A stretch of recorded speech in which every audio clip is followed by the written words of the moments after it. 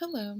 This week we're going to look at some of the features available in Google Docs that help with research and collaboration. So, the first thing we're going to start with is adding a font. So, to do that, I'm going to come up here to where the fonts are listed. And you have a list. If you haven't added fonts yet, it's a very minimal list. But to find more that are available, you just come over and click Add More Fonts. And then you can search either scripts or Arabic or the different styles. You could search by all the fonts or the displays and the types, by popularity, alphabetical, or date added or trending. So choose one. And then to add the font to your little pool of ones available, you just click on it and it has a little check beside it when you have added it. So it's very easy and time consuming and kind of fun and addictive to just click and scroll through fonts and add them so that you have them available to use. Once you've found the ones that you want, click OK, and they will be available to use.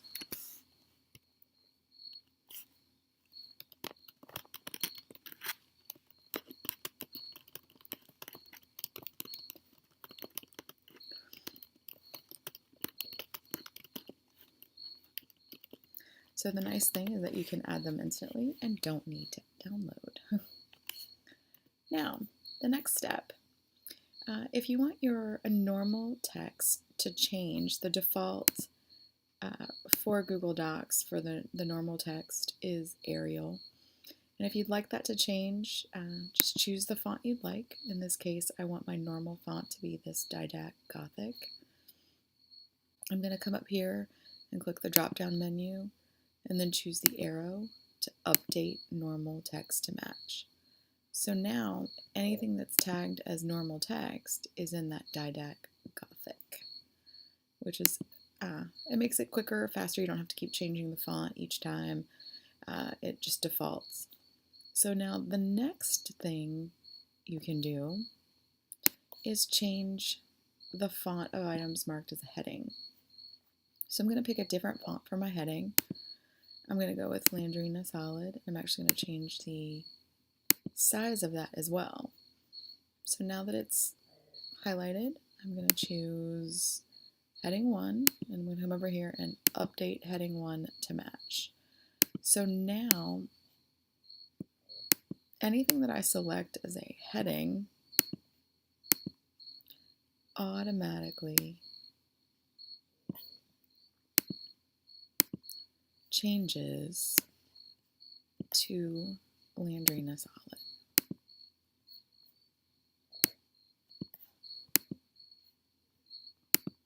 Which is kind of helpful.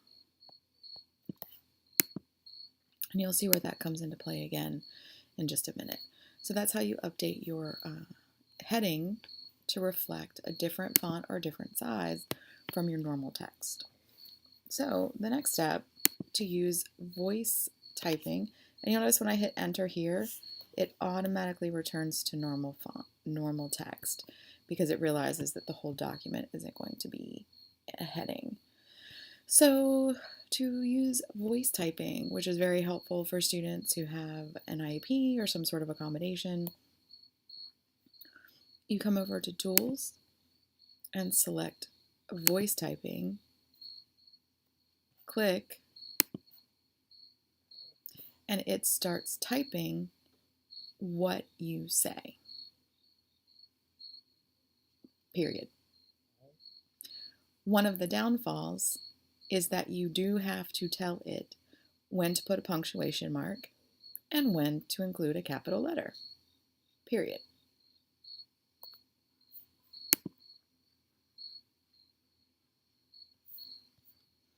So that's really helpful. It certainly doesn't add commas or things like that. It is giving some hints. Clearly they're not always right because I meant to say when to instead of went. And it does not, oh, and see, look, it's even wanting to give text. So it's not, the suggestions aren't always right or correct. So students will have to be aware of what they want to say. And notice it's not saying that there should be a capital letter there.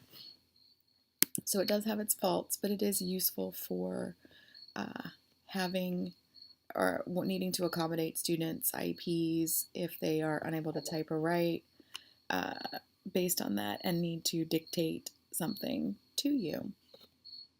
Now, the next step is to create a clean link. A lot of times we want to include links for our students so that they can quickly access a website. And a clean link is the best way to do that. They don't get caught up in the HTTPS, and it's just the name of the article and then they can just click and see the drop down.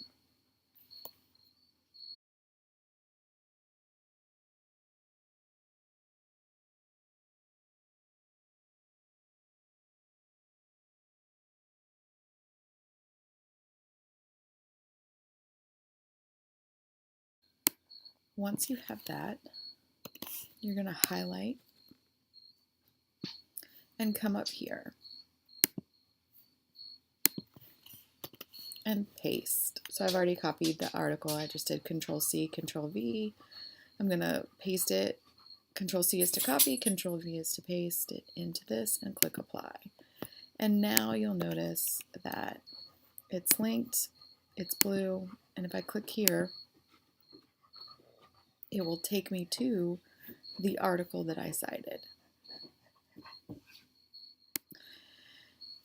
Now, let's take a look at the Explore tool. The Explore tool is very useful. It's great for helping students cite their work, inserting images, and even searching their drive without leaving a Google Doc. So it's a tool. We're going to come up to the Tools bar, and we're going to click Explore, and it's going to put a tab here on the side. So the first thing I'm going to do is insert the article that I just pasted. I'm going to just paste that here and hit Return to search. And it's going to show me the list of articles that match that title and that web address. So here are my web results, and you'll see I have 3 dots right here. This actually lets you choose the citation format, so you have the option between MLA, APA, and Chicago style. The default is MLA, and that's the one that I'll be using today. So wherever your cursor is, that is where it will cite your source. So you'll notice here I have little quotation marks. It's going to insert right there a number 1, and when I scroll down, that article has now been cited as a resource for students. The next choice, the next option, is to insert an image from here. So I have my web results, I have an image. This works even if students don't know the website that they're looking for, if they're just typing and doing a Google search.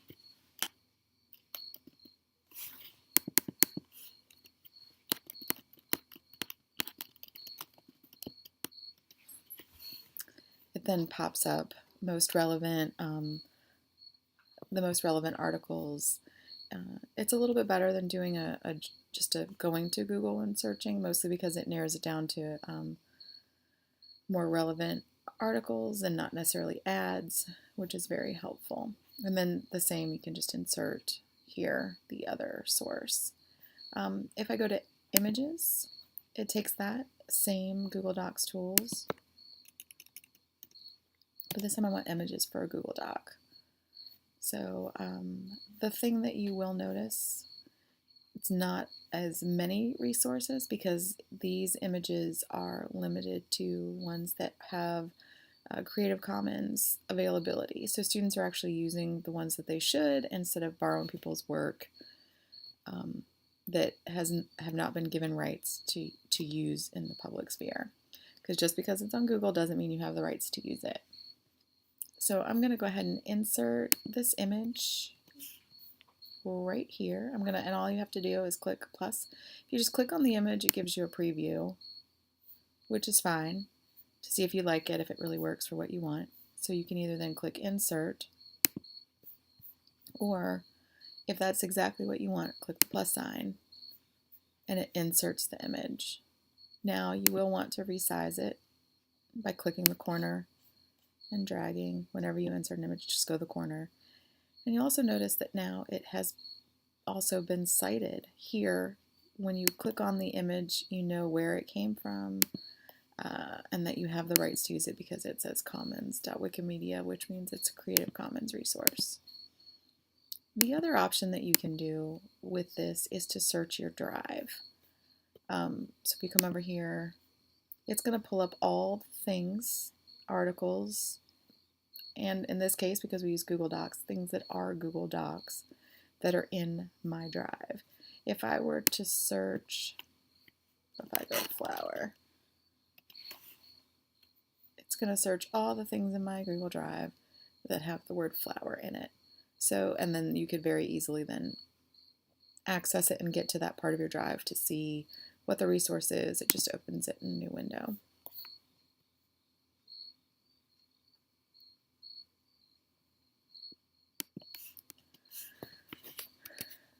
The next option you have is to translate a passage. This takes the document using Google Translate, which is not always accurate, but it gets better over time, to translate that document into a new document. So what you would do is also come back up to Tools, and you'll notice here we have Translate Document. It's going to create a translated copy. It gives you the title. You can also change the title if you'd like here, and then you choose the language into which it will be translated. And again, it does use Google Translate, so it may not be very accurate. You don't want to assume that it's perfect. So just use it with a bit of caution. And then once you choose the language and choose Translate, it'll open and create a new document. The next option is to include a word count. That's also found in the Tools menu. Here, there's a shortcut as well. But right now, it tells you how many pages, words, characters, and characters excluding spaces. And then gives you an option. I know that was a feature in Microsoft Word that a lot of people liked. Another feature is to insert a table. So you're going to come to the Insert and Table. You can also search an image here. It allows from your computer, the web. Again, the web will restrict you to things that are Creative Commons. If they have the URL, that becomes a little bit more dicey because it is not necessarily available for student use, so you want to be careful and not really encourage that. But it will, if they do have the link, allow them to do that. So let's go to Insert and Table, and I'm going to choose a 3x3. You can go all the way as wide as 20 by 19 or 20 by 20, and you can add more on by inserting rows, which I'll show you in just a second. So I inserted here.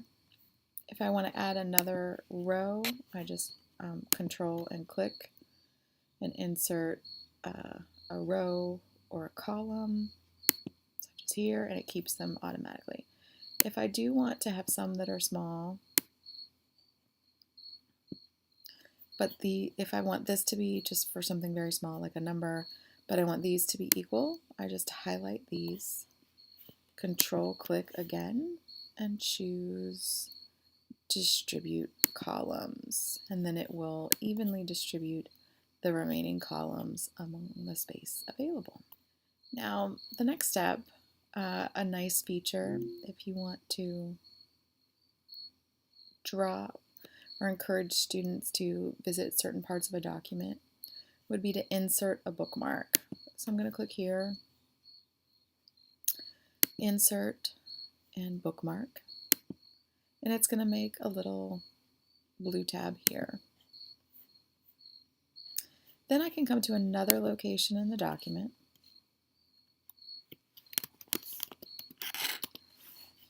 maybe call it a task. I'm going to change it back to normal text because I don't want it to be a a heading. I'm going to click here and I'm going to choose the insert link. Now, because I have headings and bookmarks created within the document, I can choose to link between those. So I can do the drop down, select insert bookmark, and apply. So that now when I see this task 1, it will take me directly to insert a bookmark. Another option that you can do just with the heading, say you want to encourage people to just back to the top. So I'm going to go back, type it at the bottom. I'm going to highlight this and link. Only this time I'm going to choose heading and choose the very first one. When I hit apply, anytime I click this, it will take me to the very top, that very first heading at the top of the page. So that's kind of a fun way to encourage students so they don't have to keep scrolling back and forth.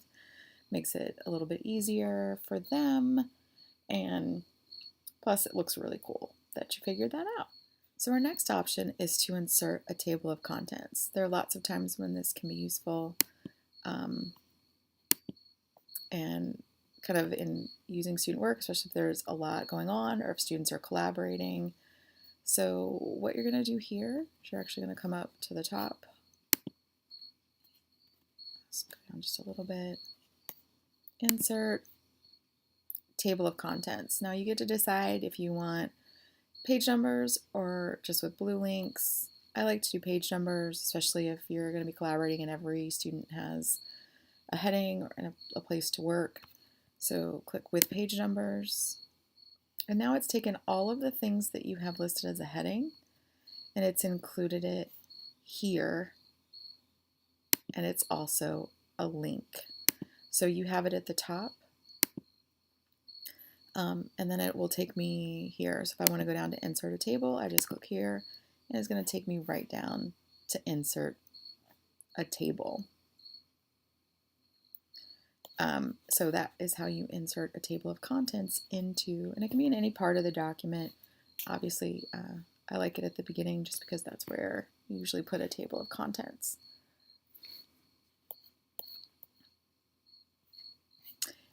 And if you adjust, if you add a new heading,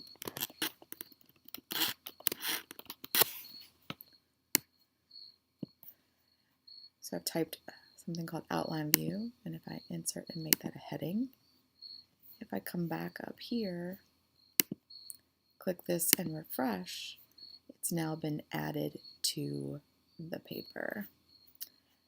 So let's take a look at what an outline view is. So outline view, actually, students would have to turn this on individually within their document. They would not be able to, if you created it this way, I don't think it necessarily shares it this way. But if you go to view, in view, and choose show document outline, it takes everything that's marked as a heading here and makes it a clickable link on the side of the document. So I can click to add a font and it's going to take me right there. I can click back to outline view and it's going to take me here. So it just inserts an outline on the margin, which can be very helpful.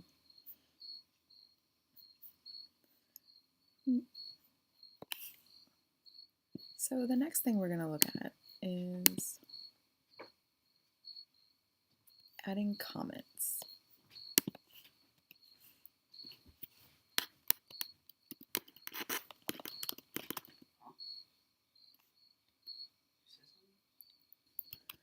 Make comments on student work. You're going to want to highlight the work or the piece or the segment, and you'll notice here a little pop-up that allows you to add a comment. If it's something that you want the students to change and to get notification for, you can assign it to the person.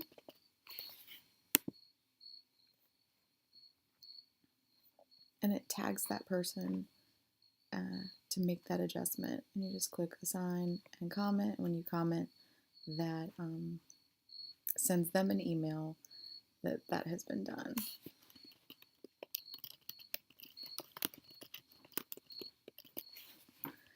So that's how you can add a comment for student work. You can also come along and make suggestions. This allows you to delete without actually removing the item. That way, it's a way to not completely change student work, but to also give feedback. View changes.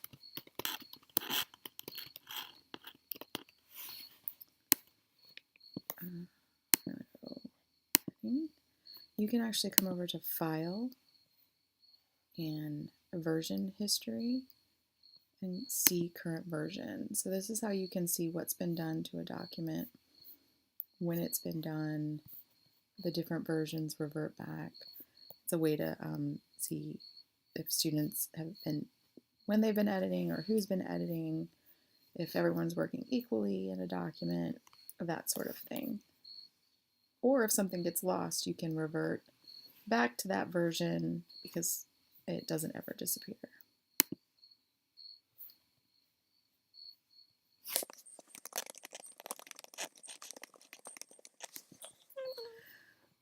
So you can also download a document as a PDF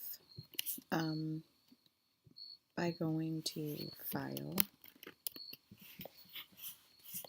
and Download As.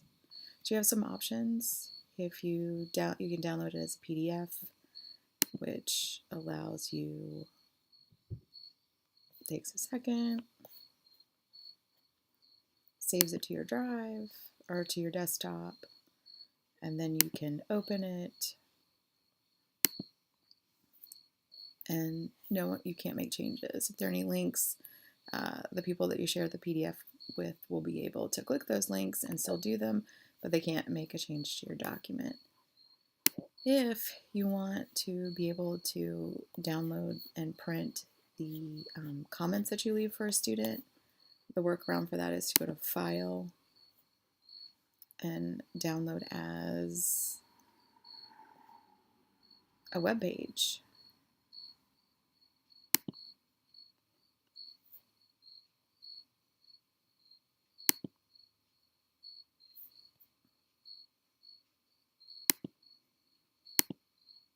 When you open it,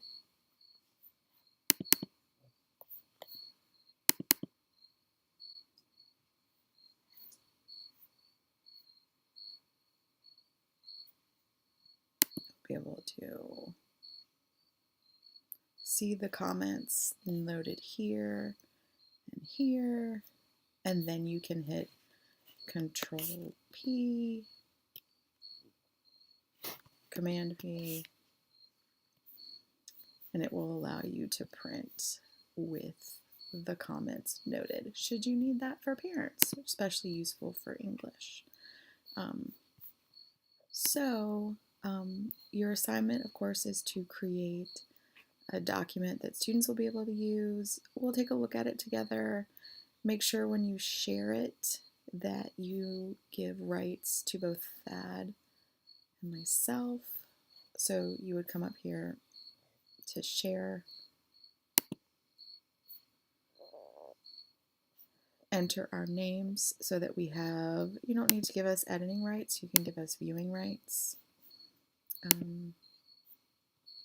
You even have the option to prevent us from opening, and you can even disable options for us to print and download for commenters and viewers. So give us rights.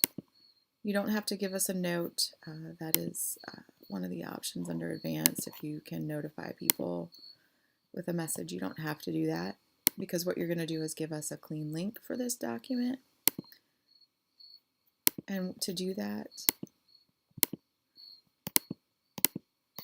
you would select the address here, do a Command C, and then paste it into your assignment page. That way, here we go, paste it here so that we have a record, and just make it a clean link. If you have any questions, please don't hesitate to ask. Have a great week. See you on Friday.